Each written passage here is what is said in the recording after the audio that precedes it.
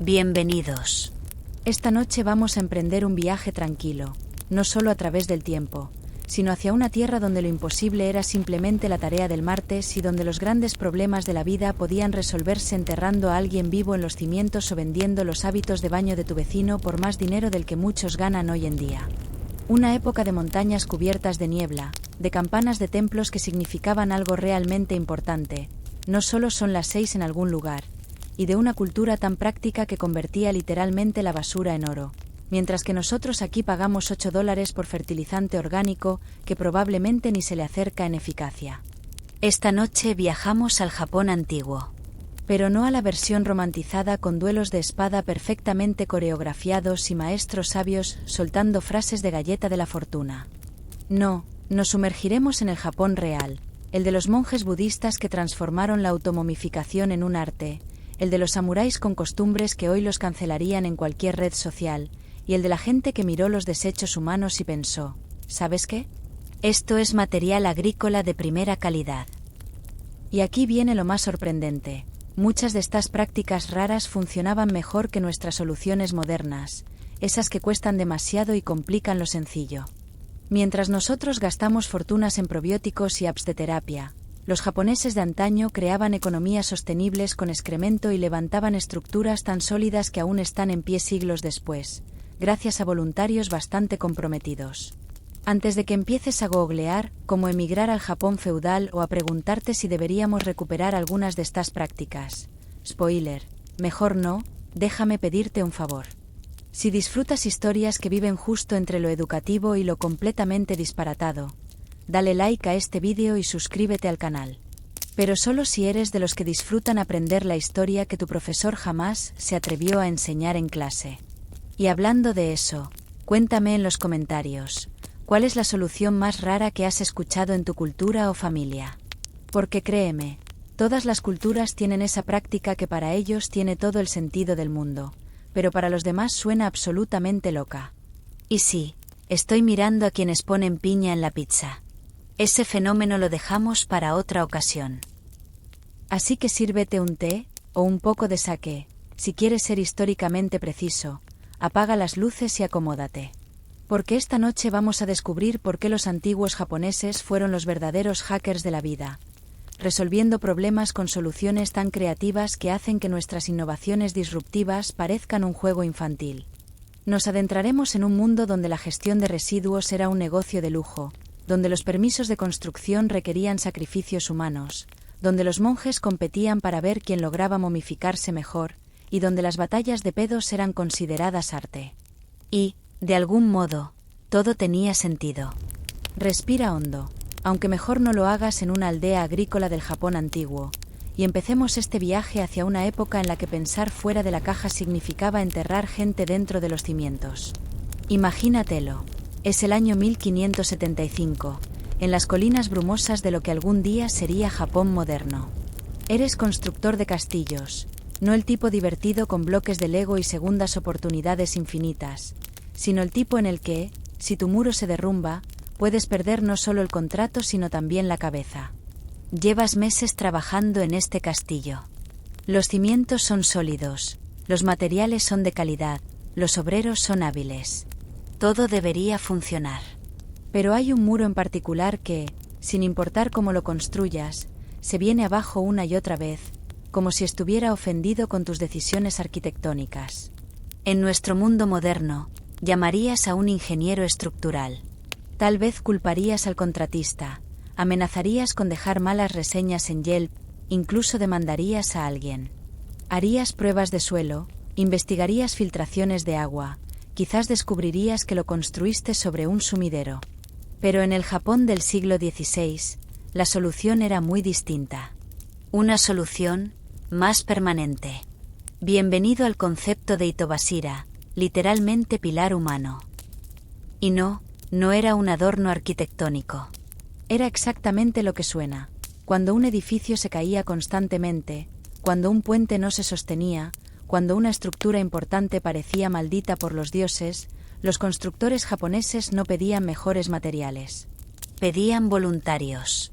No voluntarios para ayudar con la obra. Voluntarios para convertirse en parte de la obra. De forma definitiva. La idea era simple en su absoluta locura. Si enterrabas a una persona viva en los cimientos, su espíritu protegería la construcción de desastres. Terremotos, inundaciones, ataques enemigos, fallos estructurales. Todo podía evitarse con alguien entregando su vida para sostener el edificio. Y lo más sorprendente, funcionaba. No porque los fantasmas supieran ingeniería, sino porque nada motiva más a un equipo de construcción que saber que alguien murió para que ese proyecto se llevara a cabo. Déjame contarte la historia de Osizu. Osizu era una mujer que vivía cerca de lo que luego sería el castillo de Matsue, a finales del siglo XVI. Llevaba una vida común, con un detalle particular: le faltaba un ojo. En la mayoría de las sociedades, eso haría su vida más difícil. En el Japón antiguo, aparentemente la convertía en la candidata perfecta para el sacrificio. Los constructores llevaban tiempo intentando levantar un muro que siempre se desplomaba. Reforzaban, reconstruían, cambiaban de técnica, y nada. Siempre terminaba en ruinas. Hasta que alguien, cuyo nombre, curiosamente, la historia no conserva, sugirió lo inevitable: necesitaban un Itobashira. Y Osizu aceptó. Pero no sin condiciones. Ella pidió al señor del castillo que prometiera convertir a uno de sus hijos en samurái. Un intercambio brutal, sí, pero en su lógica era un trato justo, su vida a cambio del ascenso social de su familia. El señor aceptó sin dudar.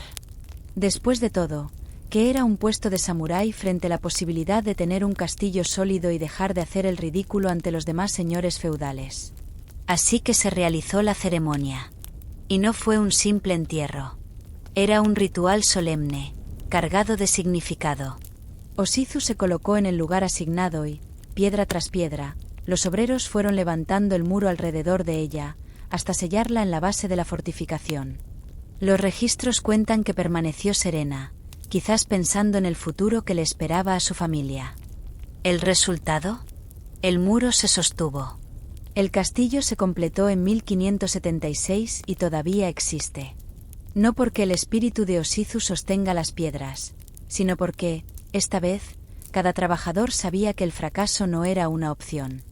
Había una vida enterrada allí. Nadie se atrevió a trabajar con descuido. Era la técnica de motivación definitiva, envuelta en tradición espiritual. Pero la historia, como muchas, termina en traición. El señor que prometió convertir al hijo de Osizu en samurái fue transferido a otra provincia poco después. El nuevo señor jamás cumplió la promesa. Los hijos de Osizu siguieron siendo campesinos, y el sacrificio de su madre quedó reducido a una leyenda. La tradición dice que cada primavera, cuando llegan las lluvias, las lágrimas de Osizu hacen que el foso del castillo se desborde. Y que, en las noches más lluviosas, aún se escucha el llanto de una mujer junto a los muros de Matsue. Lo creas o no, es un final inquietantemente apropiado para un sacrificio traicionado, un fantasma que no deja de recordarle a todos que ella sigue allí, llorando bajo la lluvia. Y lo más impactante es que esto no fue un caso aislado. El Itobashira aparece documentado en varios castillos, puentes y represas a lo largo de Japón. Siempre como un acto ritual, a menudo voluntario, en el que la persona sabía que entregaba su vida para asegurar el futuro de su comunidad. Y, de una manera retorcida, funcionaba. Las construcciones resistieron terremotos, guerras y siglos de clima. No por magia, sino porque, después de un sacrificio así, nadie osaba construir con mediocridad. ¿Fue gracias a la intervención divina? Casi con toda seguridad no. Fue porque alguien murió literalmente por ese proyecto de construcción y eso hizo que todos los implicados se lo tomaran extremadamente en serio. Absolutamente. Compáralo con la construcción moderna. Tenemos inspectores de seguridad, códigos de edificación, demandas, seguros, estudios de impacto ambiental y unas 17 agencias diferentes revisando cada detalle de un gran proyecto. Y, aún así, los puentes siguen colapsando, los edificios se caen y la infraestructura falla. Los constructores japoneses antiguos tenían un voluntario, una ceremonia y la absoluta certeza de que si el proyecto fracasaba, el sacrificio de esa persona habría sido en vano. Y eso, aparentemente, bastaba para motivar una calidad de trabajo superior a toda nuestra supervisión moderna combinada. Es un pensamiento inquietante. Quizás lo que falta en nuestros proyectos de construcción no sea mejor tecnología o regulaciones más estrictas. Quizás lo que falta es alguien que se preocupe lo suficiente como para convertirse, literalmente, en parte de los cimientos. No estoy sugiriendo que volvamos a sacrificar humanos para obras públicas. ¿Te imaginas el papeleo? Solo los estudios de impacto ambiental tardarían décadas. Pero hay algo profundo en la historia de Osizu que va más allá de la tragedia evidente. Ella miró sus circunstancias, una campesina tuerta en una sociedad rígida, y encontró una forma de transformar su muerte en una oportunidad para sus hijos. Convirtió un sacrificio personal en un posible ascenso familiar. No salió como ella planeaba, pero la intención estaba ahí, la disposición a entregar la vida individual por el bien de la comunidad, por el futuro de la familia, por algo más grande que uno mismo. Hoy ya no hacemos eso. Tenemos seguros de vida en lugar de sacrificios humanos, lo cual, sin duda, es mejor para todos. Pero también hemos perdido algo en la traducción, esa idea de que el sacrificio individual por el bien común era significativo, necesario, incluso noble. Cuando hoy se cae un puente o falla un edificio, culpamos al contratista, al regulador, al presupuesto, a los materiales, a los errores de diseño. Todos y nadie son responsables. No hay una Osizu en los cimientos, garantizando personalmente que esa estructura resistirá porque su vida depende de ello. Y quizá por eso nuestra infraestructura se siente tan temporal, tan reemplazable, tan casual. Porque ya no hay una vida en juego. Ya no hay un honor enterrado en los muros. Ya no depende del éxito de un proyecto el futuro de los hijos de alguien. La historia de Osizu es trágica, pero también es un recordatorio de lo que solía significar el compromiso humano. De lo que era invertir tu vida en algo permanente, en algo que te sobreviviera, en algo que beneficiara a personas que nunca conocerías. Su castillo sigue en pie. Su sacrificio sigue importando. Su historia todavía nos hace reflexionar sobre lo que estamos dispuestos a entregar por lo que construimos, por las comunidades a las que servimos, por los futuros que intentamos crear. Y en las noches lluviosas de primavera en Matsue, cuando el foso se desborda y los lugareños juran escuchar llantos junto a los muros, quizá no sea solo Osizu lamentando su confianza traicionada. Quizá seamos todos, llorando por una época en la que el compromiso humano significaba algo permanente, en la que el sacrificio tenía peso, en la que los edificios se levantaban para durar porque la vida de alguien dependía de ello. No es que queramos volver al sacrificio humano, obviamente. Pero quizás sí necesitamos un poco más de esa certeza, de ese compromiso, de esa disposición a formar parte de algo más grande que nosotros mismos. Aunque, por suerte, ya no requiera ser enterrados vivos bajo los cimientos de un castillo. Ahora que hemos establecido que los antiguos japoneses estaban dispuestos a sacrificar vidas humanas para construcciones sólidas, hablemos de algo que consideraban aún más valioso, los desechos humanos. Sé lo que están pensando. Seguramente aquí es donde ponemos límites.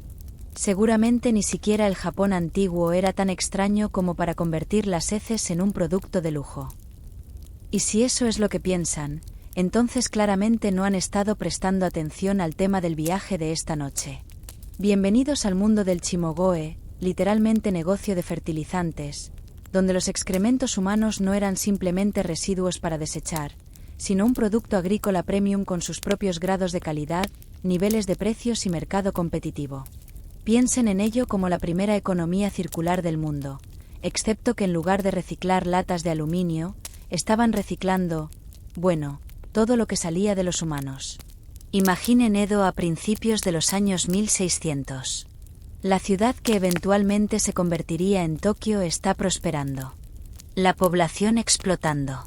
Campos de arroz extendiéndose en todas las direcciones para alimentar al creciente centro urbano.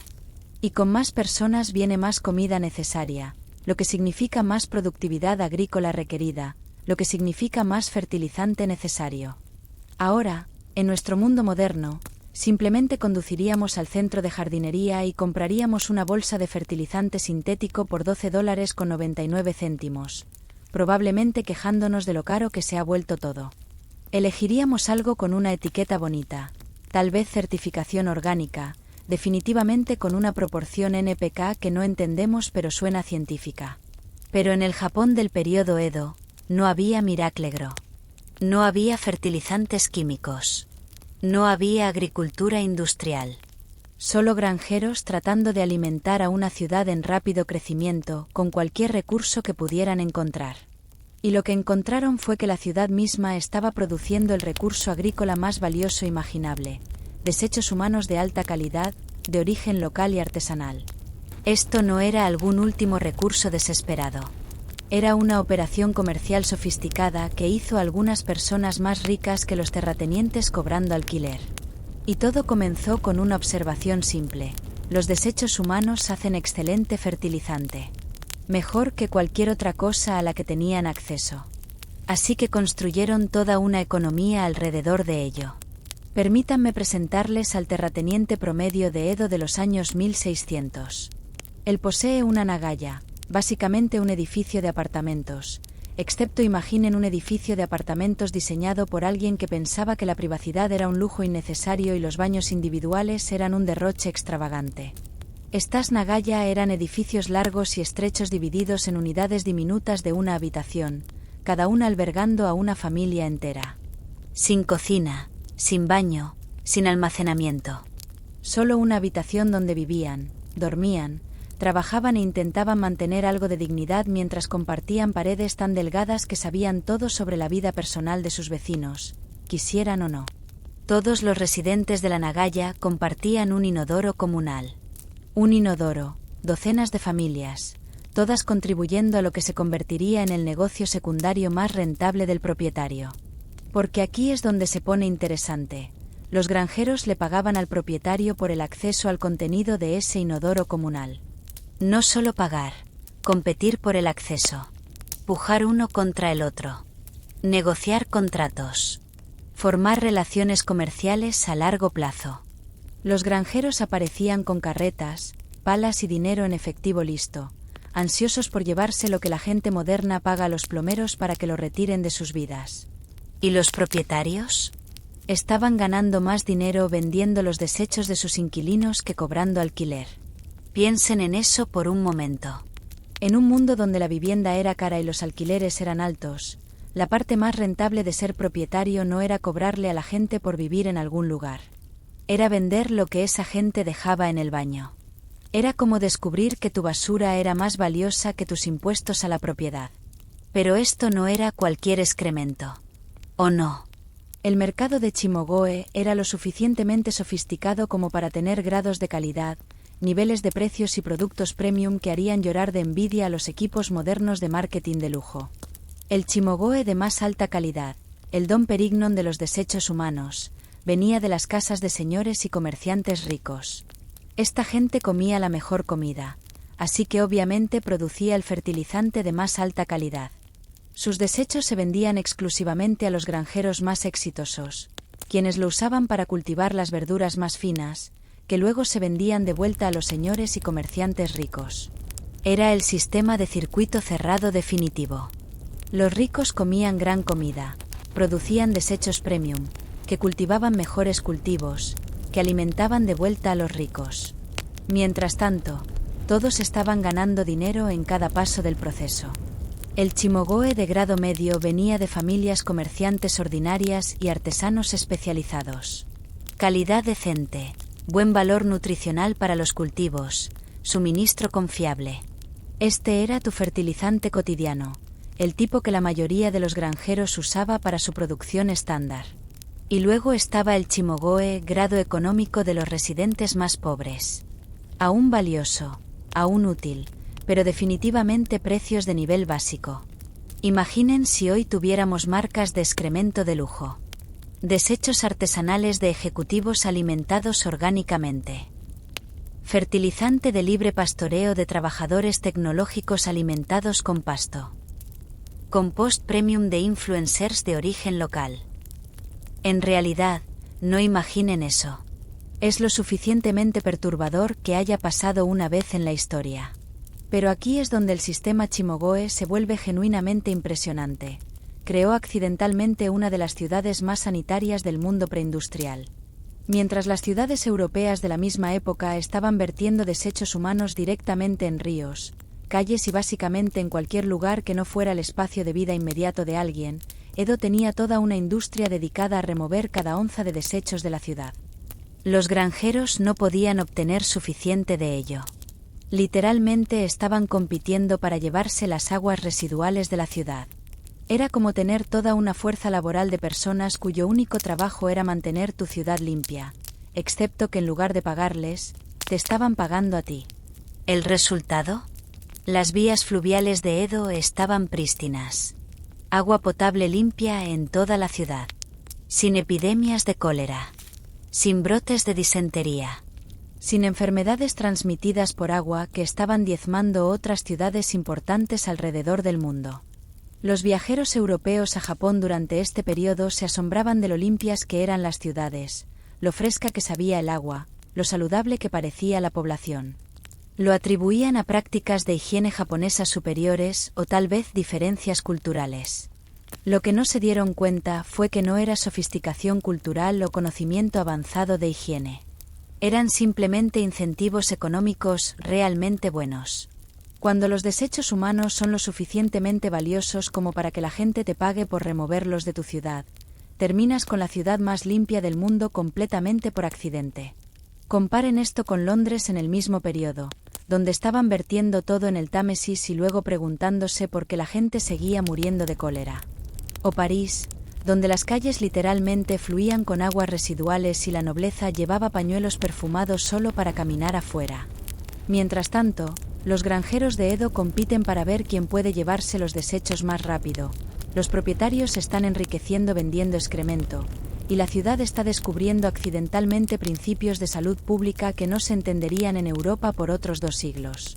Hasta ahora esta noche, hemos establecido que los antiguos japoneses estaban cómodos con el sacrificio humano para proyectos de construcción y convirtiendo desechos corporales en productos de lujo.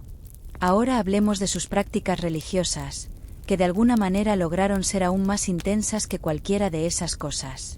Conozcan a los Sei, monjes guerreros budistas que miraron el concepto de meditación pacífica y pensaron, ¿saben qué necesita esto?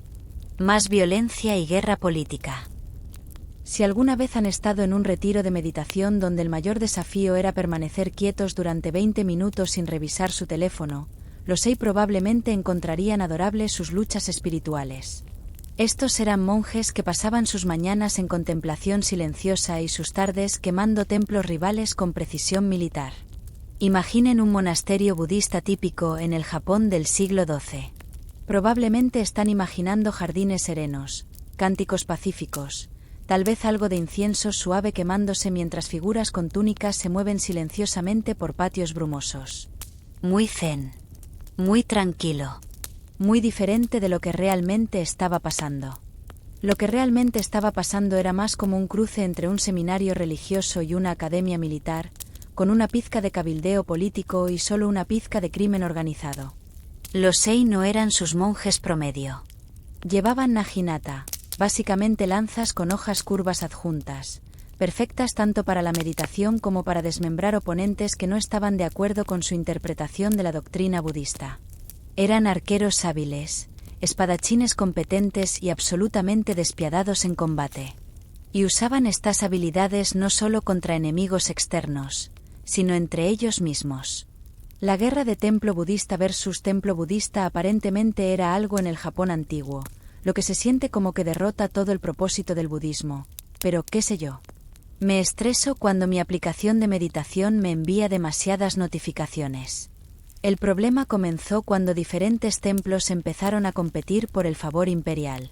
El emperador mostraría preferencia hacia un templo sobre otro, tal vez mejor financiamiento, más influencia política, bienes raíces de primera para nuevos monasterios. Y en lugar de responder con mayor devoción, meditación más profunda, o tal vez escribiendo cartas fuertemente redactadas, los templos menos favorecidos reunirían sus monjes guerreros y marcharían a la guerra. Contra otros budistas, que también estaban tratando de alcanzar la iluminación. Es como si los estudios de yoga comenzaran a formar milicias armadas para pelear por quien obtiene mejores reseñas de Yelp. Tampoco eran escaramuzas pequeñas. Estamos hablando de campañas militares a gran escala, con cientos de monjes armados asediando monasterios rivales, quemando templos, robando artefactos religiosos y generalmente comportándose como la pandilla de motocicletas más espiritualmente confundida del mundo. El templo en Raya-Kuji en el monte Yei cerca de Kioto era particularmente notorio por esto. Tenían miles de monjes guerreros que regularmente marchaban a la capital para intimidar al gobierno cuando las decisiones políticas no iban en su dirección. Imaginen si cada vez que el Congreso aprobara un proyecto de ley con el que los líderes religiosos no estuvieran de acuerdo, monjes armados rodearan el edificio del Capitolio hasta que los políticos reconsideraran sus posiciones. En realidad, no imaginen eso. Probablemente le ha dado ideas a alguien. Pero aquí es donde la historia de los 6 se vuelve realmente interesante. También eran algunos de los practicantes espirituales más dedicados en la historia japonesa. Cuando no estaban ocupados peleando guerras o intimidando políticos, estaban persiguiendo niveles de devoción religiosa que harían que los extremistas modernos parecieran practicantes casuales de fin de semana. Y el ejemplo más extremo de esta devoción era una práctica llamada Sokushinbutsu, literalmente automomificación, donde los monjes se transformarían gradualmente en momias mientras aún estaban vivos, en busca de la iluminación definitiva. Si piensan que las dietas de moda modernas son intensas, esperen hasta escuchar sobre la rutina de preparación para Sokushinbutsu. El proceso tomaba 3 años de autonegación cada vez más extrema, seguido de lo que solo puede describirse como el compromiso definitivo con la transformación espiritual. Permítanme guiarlos a través de esto, paso a paso, porque cada fase es más increíble que la anterior. Fase 1. Mokuhiki, o comer árboles. Por 1000 días, casi 3 años, el monje eliminaría toda la comida regular de su dieta y comería solo agujas de pino, corteza de árbol, resina y semillas encontradas en el bosque.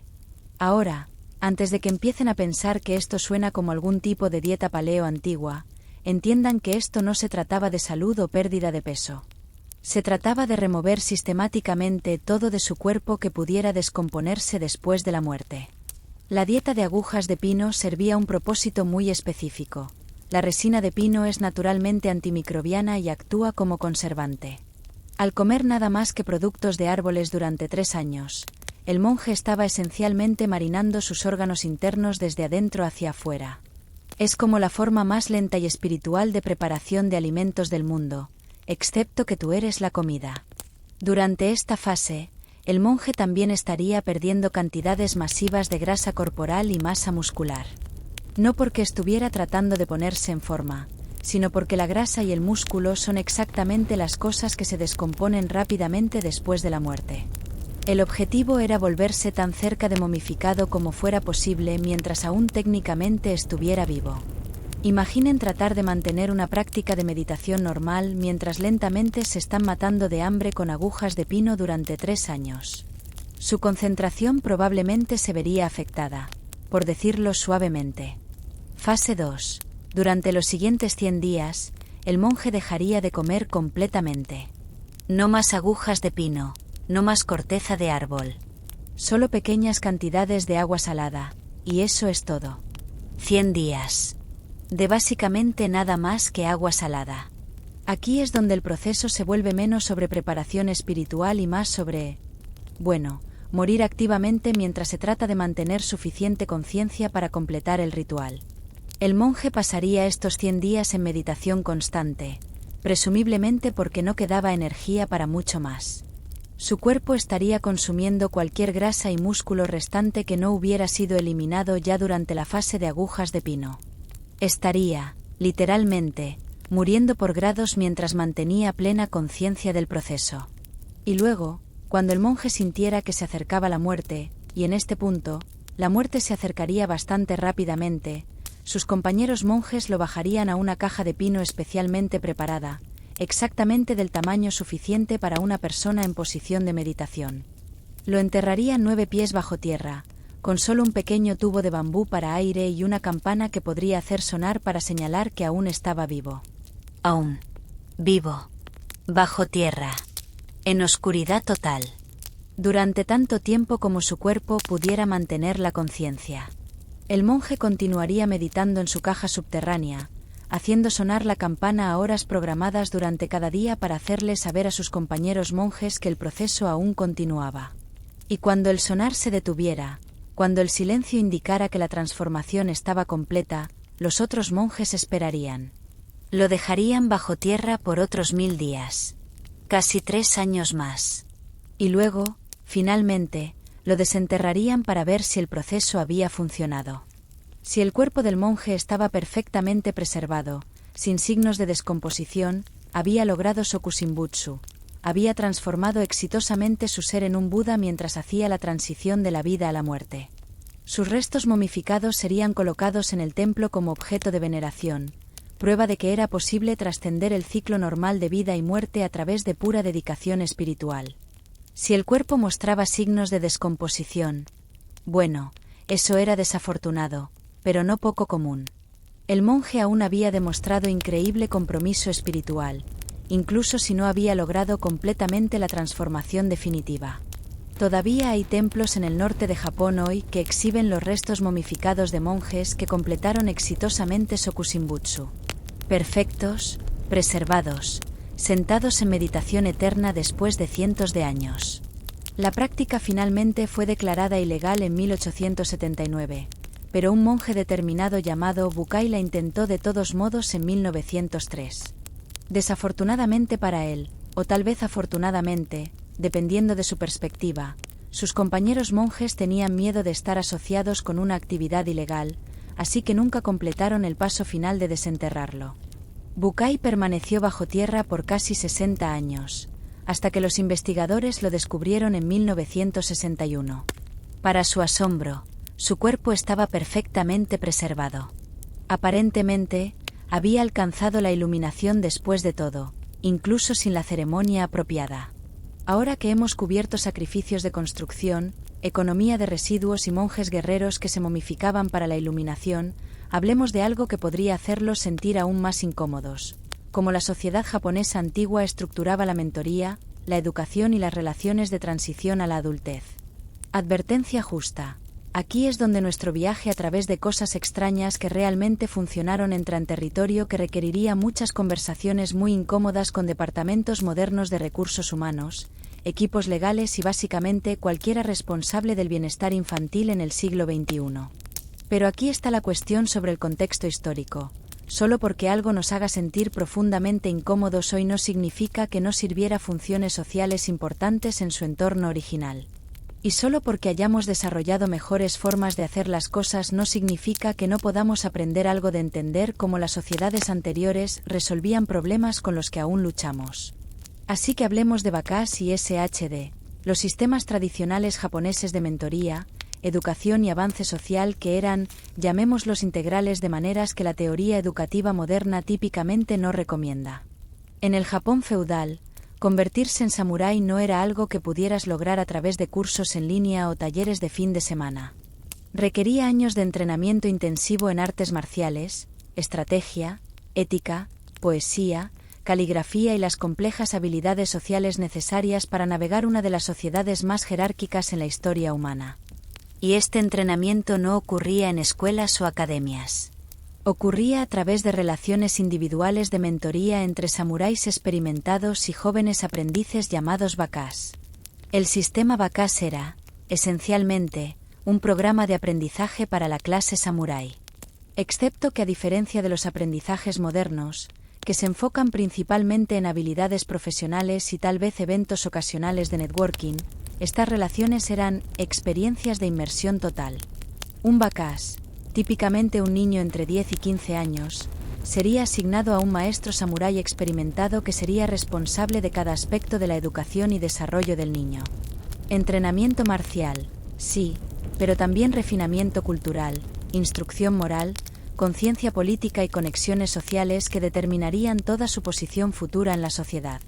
El maestro no solo estaba enseñando técnicas de espada. Estaba creando un ser humano completo según estándares sociales y culturales muy específicos. Y parte de esa educación integral incluía, llamémosla mentoría íntima, que se extendía mucho más allá de lo que consideraríamos límites profesionales apropiados hoy. La relación entre un samurái y su bakás se formalizaba a través de contratos que especificaban no solo obligaciones de entrenamiento, sino requisitos de intimidad emocional y física que violarían absolutamente todos los estándares modernos concebibles para relaciones mentor-estudiante. Estos no eran arreglos casuales o asociaciones informales de entrenamiento. Eran acuerdos legalmente vinculantes que definían cada aspecto de cómo el maestro y aprendiz se relacionarían entre sí, incluyendo expectativas de lealtad emocional exclusiva y afecto físico. Los contratos exigían devoción completa de ambas partes. Se esperaba que el bakás fuera totalmente leal a su maestro, incluso hasta el punto de morir por él si fuera necesario. Y se esperaba que el maestro proporcionara no solo entrenamiento y avance social, sino apoyo emocional, protección y un nivel de atención personal que iba mucho más allá de la obligación profesional. Era como combinar entrenamiento militar, educación universitaria, mentoría profesional y relación romántica en una sola institución social que lo abarcaba todo. Después de discutir sacrificio humano, economía de excrementos, automomificación y sistemas intensivos de mentoría, creo que nos hemos ganado el derecho a hablar de algo un poco más ligero. Y por más ligero, me refiero a batallas de gases. Sí, escucharon correctamente. Estamos a punto de pasar la próxima media hora discutiendo pinturas de pergaminos japoneses antiguos que representan competencias elaboradas y militaristas que involucran el despliegue estratégico de gas intestinal como arma de guerra. Si pensaron que los segmentos anteriores demostraron que la cultura japonesa antigua era intensamente seria sobre todo, permítanme presentarles el Ega-sen, literalmente batalla de gases, una colección de pergaminos pintados por artistas desconocidos en los años 1600 que representan personas participando en guerra de flatulencia cada vez más épica. Y antes de que asuman que esto era algún tipo de humor juvenil de baño creado por el equivalente del periodo Edo de estudiantes de secundaria, estas eran obras artísticas sofisticadas que requerían habilidad considerable, planificación y conocimiento cultural para crear. Alguien, o más probablemente, algunos, pasó tiempo significativo y talento artístico creando pinturas detalladas de pergaminos narrativos donde el modo principal de combate es gas digestivo armado. Esto no eran garabatos en los márgenes de arte más serio. Esto era el evento principal. Permítanme pintarles una imagen de lo que estos pergaminos realmente representan, porque describir el arte Ega-sen es una de esas situaciones donde la realidad es mucho más extraña que cualquier cosa que pudieran imaginar. Imaginen, si pueden, una escena de campo de batalla pintada en el estilo tradicional de pergamino japonés, atención cuidadosa al detalle, uso sofisticado de perspectiva, caligrafía elegante, todas las características del entrenamiento artístico serio. Excepto que en lugar de samuráis con espadas o monjes con bastones, los guerreros están participando en combate usando corrientes enfocadas de gas intestinal con la intensidad y precisión estratégica de operaciones militares. En una escena, dos hombres parecen estar conduciendo lo que solo puede describirse como una batalla de rayos de energía estilo Dragon Ball Z, excepto que los rayos de energía son, no energía. Están usando la fuerza de su flatulencia combinada para lanzar a un anciano alto en el aire, mientras un tercer combatiente contraataca su ataque desplegando su propio sistema de proyectil basado en gas para lanzar un gato de vuelta hacia ellos. Un gato. Están usando gases estratégicos para participar en guerra aérea basada en mascotas. En otra escena, alguien ha desarrollado lo que parece ser una técnica de ataque sigiloso, tirando gases a través de una pared, estilo Coleman, para asaltar a dos personas que pensaban que estaban seguras escondidas detrás de barreras sólidas. Aparentemente, en el mundo del Ega-sen, las paredes no proporcionan protección contra la guerra intestinal suficientemente determinada. Hay una escena que representa lo que parece guerra de pandillas, excepto que una de las pandillas ha descubierto que pueden usar abanicos para soplar los ataques de gases de sus enemigos de vuelta hacia ellos. Es como guerra química medieval, pero con artículos domésticos y subproductos digestivos. Y luego está mi favorita personal, una escena donde dos mujeres desnudas están trabajando juntas, combinando su producción gaseosa para derrotar lo que parece ser un señor o funcionario gubernamental opresivo. Es como la primera película de acción feminista del mundo, excepto que el presupuesto de efectos especiales se limitó a lo que el sistema digestivo humano podía producir naturalmente. Ahora, podrían estar pensando, seguramente esto era solo humor crudo para entretenimiento. Seguramente no hay significado más profundo en el arte elaborado de batalla de gases. Y podrían tener razón. A veces un pergamino de gases es solo un pergamino de gases. Pero algunos estudiosos han teorizado que Egasen podría haber sido comentario social disfrazado como humor absurdista. El momento coincide con el aumento del contacto occidental con Japón, y algunas de las escenas podrían interpretarse como representaciones metafóricas de resistencia japonesa a la intrusión extranjera. Y ahora, mientras nuestro recorrido por el fascinante y peculiar paisaje del Japón antiguo llega a un cierre tranquilo, quizá te sientas como alguien que acaba de terminar una comida muy inusual, satisfecho, un poco desconcertado y sin estar del todo seguro de cómo encajaban todos esos sabores, pero convencido de que, de algún modo, funcionaban juntos. Hemos viajado por un mundo donde el sacrificio humano servía como gestión de construcción, donde la basura se convertía en riqueza, donde los monjes transformaban la muerte en un arte, donde la enseñanza significaba inmersión total en la vida, y donde hasta las batallas de pedos eran consideradas dignas de atención artística seria. Y si eres como la mayoría de las personas sensatas, probablemente pienses: estas costumbres eran absolutamente una locura, y agradezco vivir en una época en la que nada de esto ocurre ya. Lo cual es una reacción perfectamente razonable. De hecho, hoy contamos con maneras mucho más eficaces de levantar edificios estables, gestionar la higiene urbana, desarrollar la espiritualidad, organizar la educación y crear formas de entretenimiento. Pero aquí está lo importante: cada una de estas prácticas raras resolvía problemas reales que aún seguimos enfrentando. El sacrificio de Oshizu dio origen a construcciones que resistieron durante siglos. Nuestra arquitectura moderna, a pesar de toda su sofisticación tecnológica, a menudo parece efímera, reemplazable, hecha para derrumbarse y rehacerse en lugar de perdurar. La economía del Chimogoe produjo las ciudades más limpias del mundo preindustrial, transformando lo que hoy llamamos desechos en abundancia agrícola. Nuestro modelo económico lineal, en cambio, extrae, usa y descarta, generando contaminación en cada paso de procesos que Japón antiguo había convertido en ciclos rentables. Los monjes Sei alcanzaron un nivel de compromiso espiritual que hoy nos parece casi sobrehumano, a nosotros que luchamos por mantener la concentración suficiente para terminar una sesión en una app de meditación o seguir una dieta por más de unas semanas. El sistema Bakas, a pesar de sus aspectos profundamente problemáticos, generaba vínculos de lealtad y un desarrollo humano integral que nuestros sistemas educativos fragmentados y especializados a menudo no logran. Y los artistas de Egasen nos recuerdan que una cultura saludable necesita espacio para el juego creativo, para aplicar gran destreza a conceptos absurdos, para un arte que existe solo para provocar risa.